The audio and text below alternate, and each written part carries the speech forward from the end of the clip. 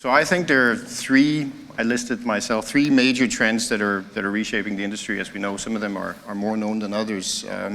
Very top down, I think we're seeing the shorter economic cycles, more uncertainty, more volatility, lower margins throughout the supply chain. And this leads to what we call this infamous commoditization all across that everybody's talking about.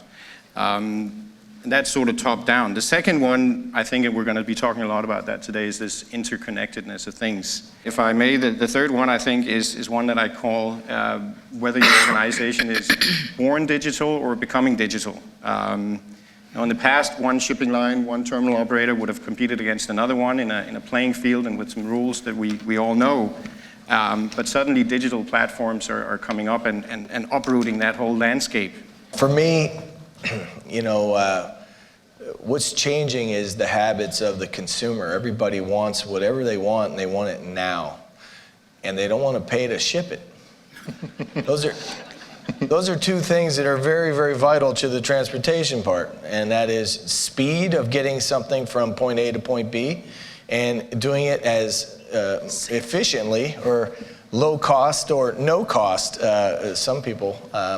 So it's very important for us to be as efficient as we can be and to take out all the waste in the system, whether it's the data that we're giving to each other and communicating to each other, or the actual movement of the goods, doing it as fast as possible and as efficiently as possible. Yes, it's the consumer, it's you, it's all of us together. That's what we're asking. We are, as shippers, we're willing to pay, but obviously we're willing to pay lower cost. But it's not only the consumer that wants it now or yesterday, it's when they want it and how they want it. So that's why there's a lot of challenges as retailers as well. So as retailers, we're trying to implement, we continue implementing different systems and softwares. Well, I think one of the biggest drivers here is definitely the consumer. It sounds like what everyone else is kind of keying in on as well. I live in that world where anytime before 2 a.m., I can purchase something and have it the next day at noon. That requires a massive amount of infrastructure to deliver.